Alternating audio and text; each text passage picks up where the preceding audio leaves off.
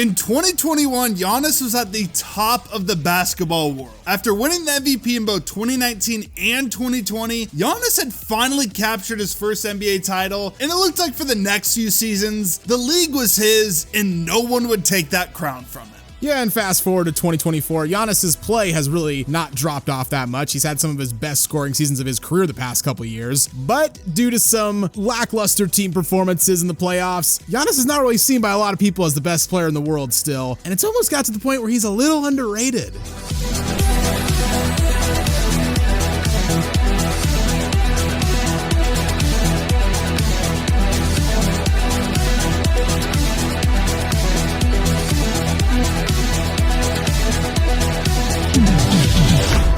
Before we start talking about Giannis and the Bucks, please give the video a like, subscribe to the channel, and hit the notification bell so you never miss out on any new videos.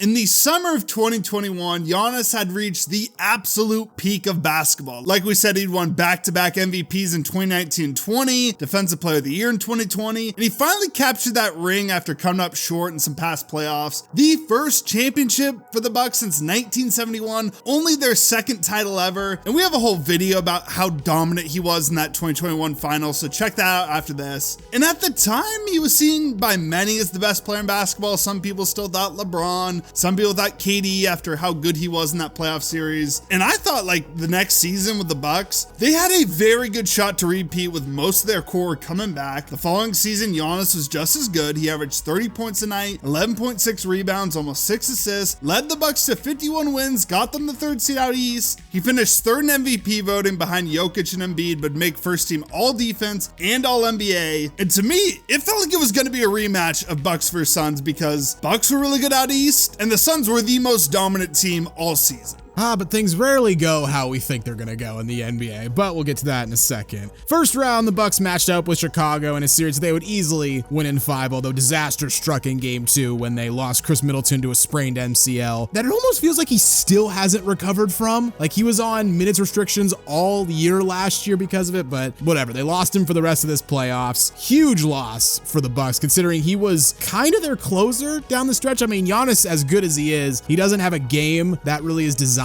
to close down the stretch. And without Middleton, I mean, Giannis did everything he could in the second round against Boston, averaged 33.9 points per game, 14.7 rebounds, and 7.1 assists, but the Bucks lose in 7 after Tatum took over game 6 and the Celtics just blew him out in game 7. Even still though, I mean, at this point, LeBron was falling off a bit, KD had a bad playoffs, and Giannis took the team that eventually made the NBA Finals all the way to game 7 without his second best player. So, I mean, some people would probably make the argument at the time that, oh, Steph was the best in the world because of his performance in the finals, or Jokic because he was the reigning MVP, but Giannis still had a really solid argument at this point. Yeah, and in the following season, Giannis once again was just as good. He upped his scoring to 31.1 points a game, grabbed 11.8 rebounds, dished out 5.7 assists. He led the Bucks to a 58-24 record. Interestingly enough, that 58 wins, that was good for the best record in the league. Chris Middleton struggled to stay healthy all season. Joel Embiid would actually win the MVP this year, and Jokic finished in second. In hindsight, how did Giannis not win this? Like 31.1 points a game, almost 12 rebounds, almost 6 assists, has the best record in the league. His second option struggles to stay healthy. It seems like an obvious MVP there, but Joel Embiid, you know, was kind of crying to the media. Like the whole media was crying about how Embiid hadn't won MVP. Yeah, the Embiid PR was out in full force this season. I think we even got roped into it a little bit. We were like, oh, you know, he hasn't had one at this point. Giannis and Jokic have both had a couple. Like, oh, let's give one to Embiid this time. You shouldn't do that. You shouldn't let your emotions cloud your judgment like that. No, absolutely not. Regardless, in round 1, the Bucks matched up with the Heat, and in game 1, the Heat were already up 24-12. Not a good start for the Bucks, and then Giannis drives in on Kevin Love. Kevin Love's going for the charge, and Giannis just lands straight on his back. A nasty fall. Giannis would suffer a back contusion. He'd play for a couple more minutes in the game, but get subbed out, and he was never the same the rest of the series. He'd miss game 2. Bucks would even up the series in game 2 and then miss game 3, but he'd come back for game 4. But I mean, playoff Jimmy at that point was just balling out. Would not be denied.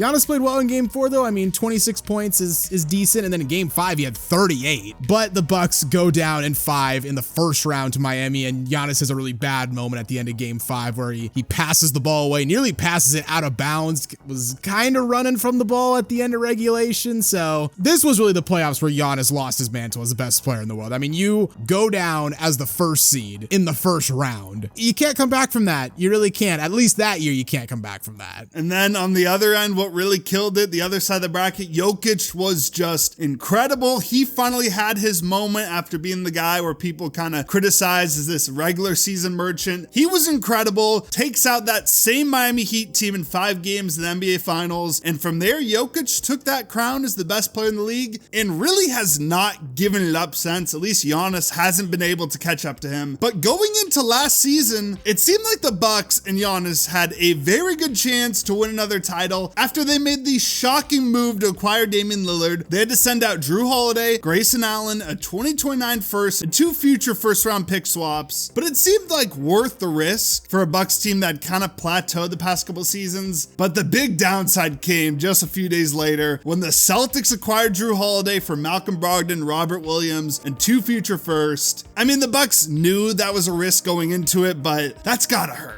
Yeah, Joe Cronin really does the Bucks a solid by trading him Dame, and then a couple days later just sticks him back from their back. He did. For no apparent reason.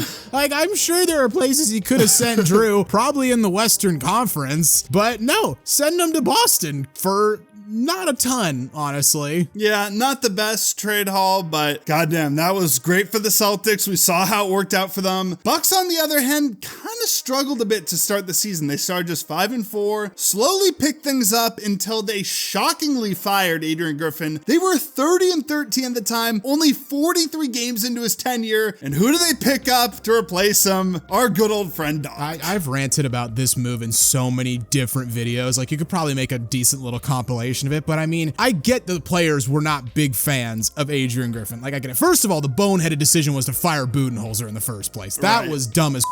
But then, I mean, 30-13, that's a 57 win pace. Is that not good enough? I mean, in most years where Boston doesn't exist to win 64 games, that'll get you the first seed. What's the problem? Yeah, I really don't get why they did that, but regardless, they did not finish well with Doc. Of course they did. Doc's coaching them. They were 19-20 with Doc. Giannis, still great. 30.4 points a game, 11.5 rebounds, and a career-high 6.5 assists, finished All-NBA first team. Bucks, though, they win 49 games, their lowest win total since 2018. And on top of that, Giannis would suffer that calf injury with just like a week remaining in the season. That would put him in jeopardy to be out versus the Pacers. Already kind of a dangerous series for the Bucks against the Pacers because they went just 1-4 versus them the regular season. I'm gonna say the Pacers owned them in the regular season. Oh, they completely did. Game 1, they win. A historic game from Dame helps them win, but after 4 games, the Pacers go up 3-1, and they eventually win the series in 6. And not only is like Jokic seen as the better player because he had that title and has still been incredible, but after that run from Luka, I think a lot of people might put Luka second going to next season now. So we gave you the recap of Giannis's past couple years, but now we're going to kind of go into why he's lost his title as the league's best player. And obviously the main one is team success. You win the title in 21, and then you have 2 first-round exits and 1 second-round exit. Like, at the end of the day, people are always going to look at team success over individual statistics as to whether to judge, like, who's the best player in the world. Whether that's fair or not in a team sport where you field 5 guys, who cares? It's what people are going to do. Because like we said, Giannis's actual play has not really fallen that much since that 2021 season. I mean, the past 2 seasons have been his best scoring seasons of his career. Last year was a career high average in assists. Sure, you could say like his defense isn't quite as good, but he's been doing more on the offensive end to help that. And I would still argue his defense is better than 90% of the league. Oh, absolutely. You could probably even say 95%. The question is, though, given that team success is so important, it feels like he needs another title to put him on the top of the mantle. Is this Bucks team capable of doing that? And I think we'll have some disagreement here. Personally, I don't quite think so. I know Dame and Giannis, they should be, again, maybe the league's best duo, at least up there. But just because of like the lack of flexibility with their assets and cap situation, all they could really do this offseason was bring in Taurean Prince and DeLon Wright and add Darvin Ham back to the coaching staff. Brook Lopez has been floating around in trade rumors. I just worry about their depth to compete with Boston and then other teams now that New York has gotten better. Philly's gotten better. I have my doubts for this team going to next season. I mean, that's fair. Their depth is not the best in the world. But again, before they fired Adrian Griffin, 57 win pace. And in that first round series, they lost to the Pacers. Giannis didn't play a single minute, and Dame was clearly not himself after he got injured. And they still pushed him to 6 games. A Pacers team that beat the Knicks and got all the way to the Eastern Conference Finals. And the year prior, yes, they lost to Miami in the first round, but Miami went on to the NBA Finals. Like, it's still a bad look. You're the first seed, you lose in the first round. I'm not going to act like, oh, they're redeemed because Miami had a great run. But you look back at the end of the day and you're like, oh, that Miami team was actually a lot better than anyone could have thought. And going into this next season, are they the favorite in the East? No, I don't think so. But if Dame and Giannis stay healthy, if Middleton stays healthy, if you keep Lopez, you still have Bobby Portis, you bring in Taurean Prince, you still got Pat Connaughton, like, that's a decent enough top 7. I still think they're better than Philadelphia. Are they better than the Knicks and Boston? Probably not. But, I mean, you take your chances in the playoffs. You never know what can happen. Yeah, I'll agree with that. You take your chance in the playoffs. They're a team I wouldn't want to see in the playoffs fully healthy. I just worry looking at their 4 best players being Brook Lopez, Giannis, Dame, Chris Middleton. I feel like one of them's going to get injured. Yeah, they don't have a lot of time left, but if we're just talking about their prospects for next season, I think you're doing it right now. You're underrating them a little bit. Okay, we'll see. The other main reason Giannis has kind of become underrated or lost his mantle at the top is we've just become accustomed to his dominance. He's still making these ridiculous plays, these just out of this world dunks and blocks. He's putting up insane numbers on offense. Dude's still a freak of nature, the Greek freak. We all know it, but we're just used to it. We've seen it for 5-6 years. Like, as good as it is, it's not fair to him. We've kind of become accustomed to his dominance. Yeah, well, that's why it's so hard for guys to win any more than like 3 or 4 MVP awards. It's why Jokic probably won't get one for a couple more years, because it's like, well, you better top yourself if we're going to keep giving them to you. That's kind of what happened with Giannis. It's like, well, you're kind of just doing what you've always been doing for the past couple years, and it's still impressive, but we got other people who are doing it for the first time, and oh, that's more impressive because it's the first time they've done it. So yeah, I think people are just kind of used to Giannis's dominance, and I don't want to say they take it for granted, but it's more impressive to see someone do something for the first time than it is to see someone do something over and over and over again. Or at least it's more noteworthy, maybe not more impressive. And finally, do you think Giannis is going to reach that top again? Like, will there be a point after next season or the season after that maybe where he's seen again as like the undisputed best player in the league? Or was 2021, 2022 kind of his peak, and then from here he's going to be, one of the best players in the league, but maybe not the top dog anymore? I mean, I think he could take it back next year with a good playoff run. I really do. I mean, we're in an era of parity in the NBA right now. We've had 6 different champions in 6 different years. I mean, unless Boston repeats next year, even if Boston repeats next year, if Giannis takes them to the Eastern Conference Finals, takes them to 7 games, averages 35 points and 13 boards a game, are people going to say, oh, Jason Tatum's better because he won back-to-back titles? No, I don't think so. Yeah, I partially agree. I think he definitely can't, especially, if he's absolutely dominant in the playoffs. But I do feel like he either needs a historic playoff run where he does something like that, or he needs to win another title. And just because of the doubt I have with this Bucks team, I don't know if he'll get there, and it's not his fault whatsoever. I think it's just kind of how the league is. Like, league's deep right now. Yeah. There's a lot of guys competing for that best player in the world title. Yeah, and you get judged off team success, and I don't know if the Bucks can make it to the conference finals or the NBA finals. So I think that kind of might have been his moment, but not really because of anything he's done. It's how the league is. You're either winning titles or you're not. And at the moment, I don't know if the Bucks are going to be able to win another. So what do you guys think? Will Giannis retake his spot at the top of the NBA? Or was 2021-2022 his one moment and he'll never get back there? Let us know in the comments below. If you enjoyed the video, please consider giving a like. And hey, while you're here, check out some of our other content as well. Don't forget to subscribe to Synthetic Sports.